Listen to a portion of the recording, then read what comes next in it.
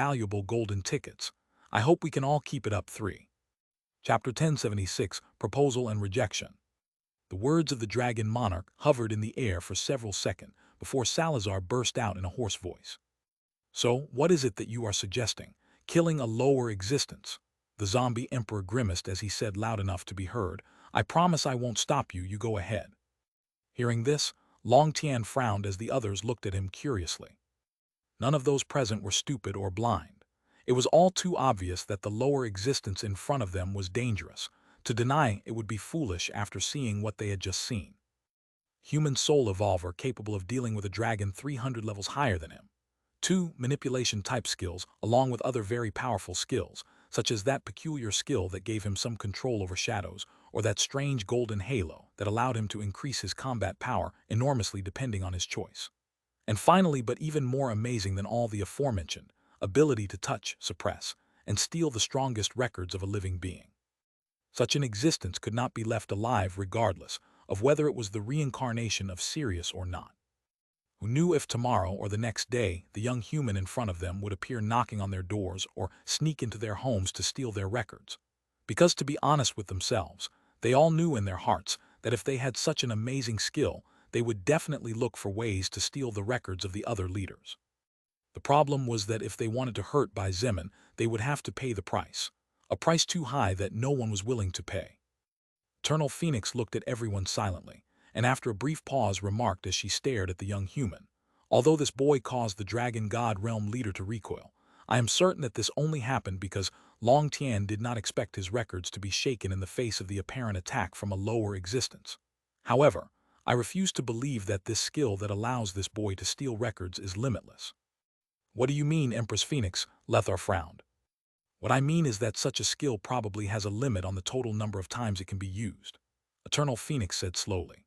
Her beautiful crimson eyes remained fixed on Bai Zemin as she calmly said, "That or limit on the quality of records it can steal.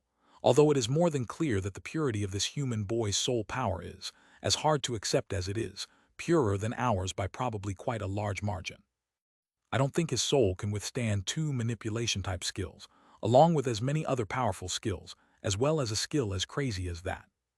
Eternal Phoenix's words got everyone thinking, and while everyone was silent for a moment, Bai Zemin looked at Empress Phoenix with indifference but feeling a bit of surprise in his heart. She had been half right about the limits of his skill record devastation, but she had missed the high point. "Not only is my soul strong enough to withstand all these skills, but record devastation has no limit on the number of times I can use it, nor is it limited by level difference, order, or soul power purity," Bai Zemin thought to himself as he looked at everyone's faces coldly. Bai Zemin only needed to subjugate or find his opponent in a weakened enough state that he could access the deepest soul records of any living being to steal their records using record devastation. "Why do we have to try to suppress him?" Gabriel said suddenly, drawing everyone's eyes.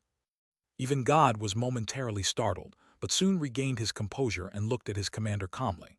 Gabriel had fought alongside Medes for a long time, so the Lord of Heaven knew very well that despite his soft and gentle appearance, Gabriel was so intelligent and cunning that it was scary. Gabriel knew that all eyes were on him, but he focused on Bai Zemin as he said slowly with a slight smile, "As we all know here, breaking the barrier that divides the fourth order from the fifth order, that is, reaching the level of a higher existence by oneself, is so difficult that the number of existences that have achieved such a feat to this day is pitifully low compared to the number of lives that existed and exist in our universe. How many geniuses who seem to defy all sense, and who many of us thought would go far, ended up dying of old age or losing their lives due to their stubbornness of wanting to break that boundary for themselves." Everyone was silent before Amelia, Seventh Order commander of the Heavenly Moon Army, nodded. Indeed. What Gabriel pointed out was something they all knew, but it still wasn't enough to calm their nerves. After all, this was the first time any of them had met someone as anomalous as the young male human in front of them. Gabriel naturally knew that a couple of soft words pointing out the obvious would not be enough, so he continued without changing his expression. "Besides, we can't hurt him since he is a lower existence and we are higher existences, right? But, in the hypothetical case that this young gentleman, let's say, manages to become the ninth leader, he will be a higher existence of fifth order, am I right?" It was only then that the others understood something, and while they all looked at Bai Zemin with different eyes, his eyes flashed with chilling coldness as he looked at Gabriel, as if he wanted to remember every feature on his face so that he would never forget it. Gabriel couldn't help but frown slightly, but he quickly calmed down, and the smile on his face didn't waver as he looked at Bai Zemin calmly. "There's no need to get angry. If you were in our place, wouldn't you do the same? Take it as a compliment. What do you think? You are the first existence in history capable of alerting and awakening caution in the chests of all the higher existences in the universe to the point where the leaders of every faction are racking their brains thinking about what to do with you." What Gabriel wanted to point out was more than obvious, and that basically that even if Bai Zemin managed to advance to the fifth order, in an extremely unlikely case, he would only be a fifth order soul evolver. Yes, Bai Zemin was terrifyingly strong. He would probably be able to kill seventh order commanders in a physical or magical battle when he reached the fifth order if he continued to grow at this rate. Such was an incredible feat and never seen before. Even beings like Sirius or the barbarian king, whose physical attack power was colossal,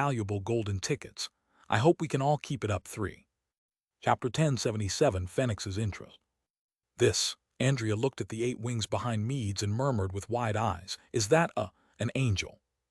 Although there weren't many of them, and their rarity kept getting greater every time one of them fell in combat, there were a few human soul evolvers with skills that granted them wings for a short period of time.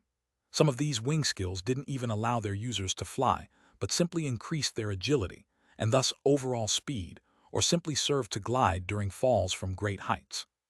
Angelo himself had a skill called Wings of Hope, which granted him a pair of silver wings. With them, Angelo could fly through the sky with total freedom for 4 hours, receiving an interesting boost in his agility. But the cooldown time of the skill was 15 days, though he only used it in extremely necessary moments, and never to show off. However, the beings in front of them all had wings and were standing in the sky with total indifference. Moreover, all those wings were clearly not composed of magic and mana. They could all feel that each of their wings was part of their bodies, composed of records just like all universal existence. Dragon wings, phoenix wings, angel wings, wings of what appeared to be fallen angels or demons, bat wings, and then other wings that appeared to be of some sort of chimera-like beast. It was not difficult for the team of Elite of America to realize that they were looking at extremely terrifying existences, probably legends that, before the advent of the soul record, were worshipped by the weak humans. "This is really great, great, I tell you." The Dragon Monarch's powerful voice attracted the attention of Bai Zemin's group and Angelo's group, and when they saw the huge sneer on Long Tian's face as he looked at Bai Zemin, they felt different emotions in their hearts. Not only are you not just a lower existence of second order, but you are just a human whose physical body is despicably weak, and yet you dare to threaten all of us.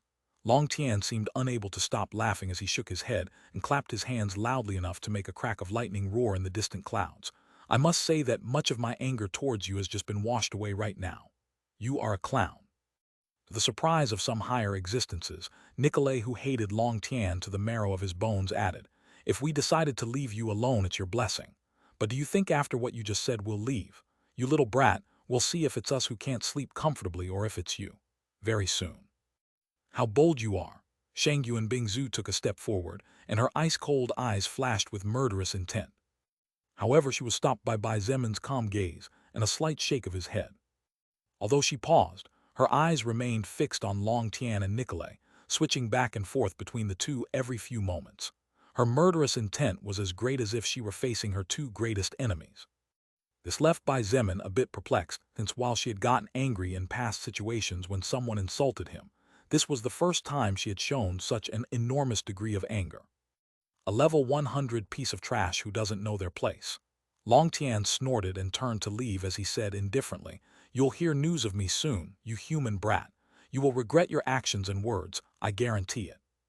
Bai Zemin simply looked at Long Tian and Nicolay without saying a word. However, the glint of coldness in his eyes was probably more explicative than a 4,000-word dialogue professing his murderous intent towards both of them. Truth be told, Long Tian had planned to wait until the battle was over to recruit the 9-headed immortal dragon.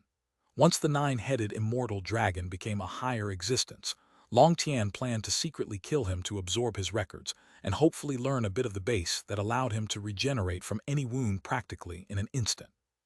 Unfortunately, Long Tian did not expect that a level 100 human would tear apart his path to a similar level that the goddess of rebirth was once at.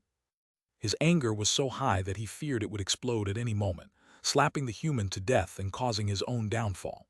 Therefore, he planned to calm down a bit first. "Wait."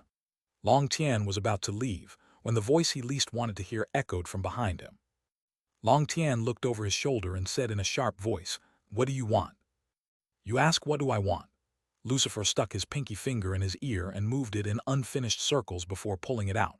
He looked at the tip of his perfectly clean finger and blew off the non-existent dirt there before lazily saying, "You lost the bet. Hand over what you promised." "Bet." Nicolay, Meads, Salazar, Lethar, and the others who were unaware of what was going on looked at each other in confusion before looking at Long Tian wanting to see what his response was. Only Fire Sorrow and Eternal Phoenix looked at Long Tian. The first looked at him with slight murderous intent and barely masked disdain in her eyes, while the second looked at him with a slight hint of mockery in her ever-indifferent bright pupils. Long Tian took a deep breath and turned to look at Lucifer. After a moment of silence, he pointed out, "You want it now. You must know it has no use and won't for a long time. My soul will not collapse because of a firmament fragment. Thank you for your concern." Lucifer held out his right hand as if asking for a 2-cent coin and said in a serious voice, "You bet on the dragon's victory. I bet my manipulation of darkness skill on the human's victory. You lost. Hand over the firmament fragment of the goddess of rebirth now." Firmament fragment of the goddess of rebirth. Several gasps echoed in the sky. "Don't tell me." Gabriel's pupils contracted as he stared at Lucifer in shock. Only Meade shook his head and smiled bitterly as he realized that Lucifer had clearly received information from somewhere. Lucifer had bet on the human's victory over the dragon despite the natural physical difference and the huge disparity in their levels, because he knew about the possibility of the human being the reincarnation of Sirius. Long Tian knew nothing, and therefore ended up losing stupidly. Nicolai clenched both fists tightly, causing small spatial cracks to appear around him. His red eyes turned even redder as he looked at the dragon god as if he wanted to tear him apart, but unlike last time, this time he didn't go on the attack. In a 1-versus-1 battle, Nicolai knew that he had little chance of defeating Long Tian, and killing him was impossible. Besides, fighting in the atmosphere of a lower world was stupid, considering that the lower world would end up being destroyed, and thus the soul record would kill them both. Long Tian's expression was as ugly as someone who had just eaten 7 kilograms of pig manure, but with a slight sting of pain in his soul, reminding him of the existence of the soul contract. He had no choice but to give in to Lucifer's demand. Watching the faint flash of emerald green light slowly rising from Long Tian's chest and floating towards Lucifer, the eyes of the different higher existences glowed with varied emotions, but similar in certain aspects. Even Bai Zemin clenched his fists slightly and watched the small heart-shaped stone slowly going to Lucifer's body. This was the second time he had seen a firmament fragment, being Lilith who introduced him to the existence of such divine treasures. Bai Zemin naturally had no intention towards Lilith's firmament fragment, but it was impossible for him not to feel envy towards the one Lucifer was receiving. Lilith was his lover, but Lucifer was not only not his friend but would probably be his enemy. Unfortunately, he could do nothing but stare. Lucifer looked at the small stone clearly drained of energy and nodded in satisfaction before letting a drop of blood fall onto the flat surface. The ownerless firmament fragment quickly recognized him, and in an instant turned into a flash of light that disappeared inside his body. For some reason that only Gabriel and Fire Sorrow understood, Lucifer turned slightly and looked at Meads. The two looked at each other in silence for a couple of seconds before Meads sighed and shook his head. "Gabriel, let's go to the other continent. There's someone interesting there." Saying that, Meads turned into a flash of white light and disappeared. Gabriel looked at Lucifer, looked at Fire Sorrow, and then at Bai Zemin before smiling gently and disappearing. Those remaining remained silent as they thought about what had just happened. Their thoughts were mostly on the fact that Lucifer would have 2 lives soon, and with that, he would become the most powerful leader of the 8 without a doubt. Although the firmament fragment of the goddess of rebirth gave no power to its holder, it had an effect that could literally alter the monarchy of the universe in an overwhelming way. HMPH. Nicolai snorted coldly, and a blood-red bubble enveloped him before exploding into particles of light. He was gone, no trace of his presence. "That makes 3, Bai Zemin muttered to himself.